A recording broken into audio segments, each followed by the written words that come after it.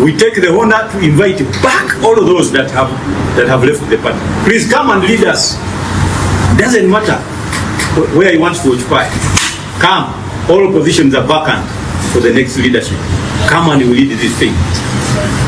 Don't go away.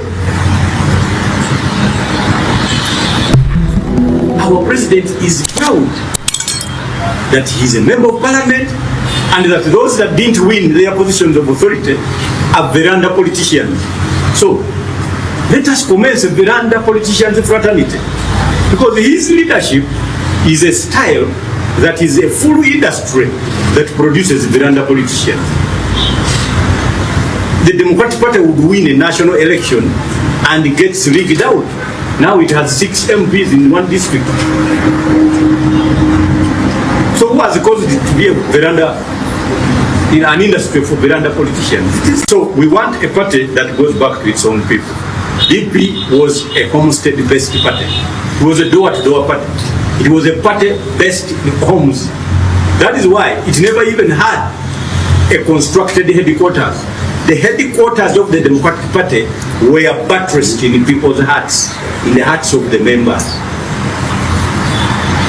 Every village had a home, at least one home, that has got a flag of the Democratic Party, and that would be construed as the chairperson of the DP on that village. They are now getting extinct. Leaders have become tainted with what we call extreme hubris. I don't know how easily I can term it. The kind of arrogance that is so. Leaders have become tainted with what we call extreme hubris. I don't know how easily I can term it. The kind of arrogance that is so supreme, to the extent that because you are party president, you are now governed and galvanized under what we call honorific ability, dignity. It is one of the longest words. Extreme honorableness. But when you are actually a member of the opposition, which honor is that? You can't decide a road. You can't decide 20 toilets in a village. You cannot construct a church.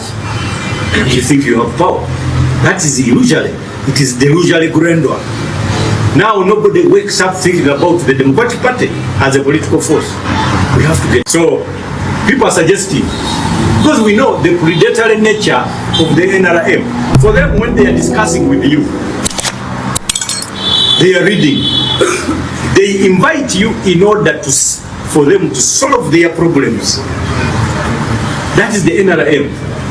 That is President Museveni. He only invites you in order to solve his own problems. So you must get to him in such a way that you are solving your own also. That is what must make a meeting of minds. In law we call it consensus ad idem. That is where the minds must meet. If you fail to address your own problems, he will act in a predatory manner, and the resultant effect is that he will exist and he will not. That is how we understand all the political parties in Uganda. The UPC, in every political party. Our brothers, the NUP, they created limbs and offshoots. For us, he just picked the engine and he took away.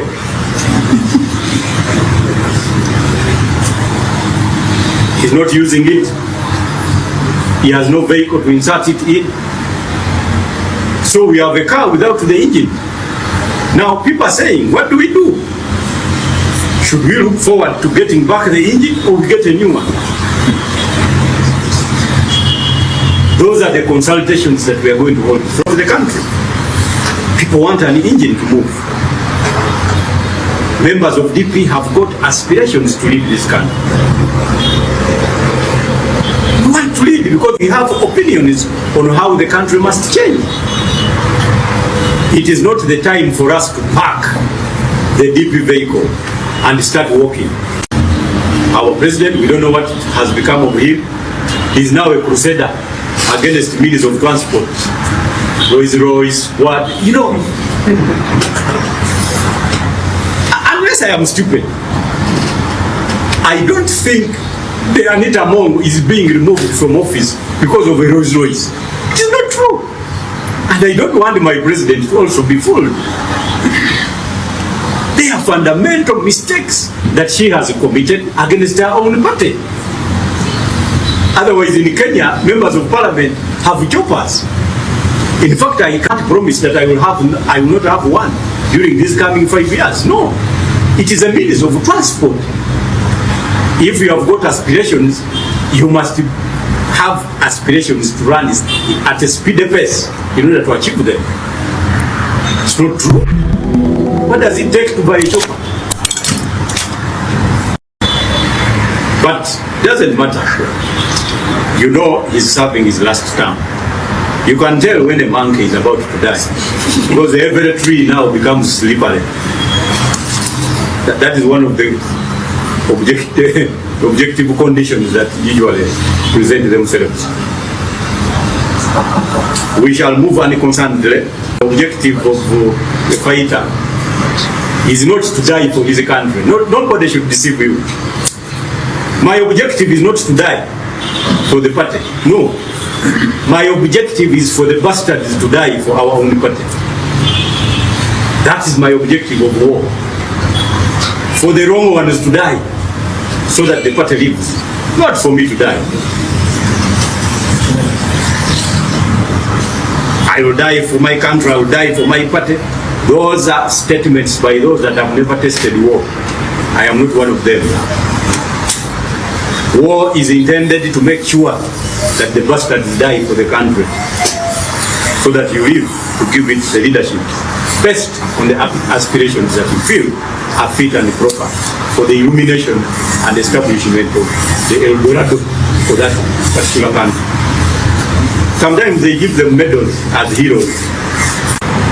I have learned lessons.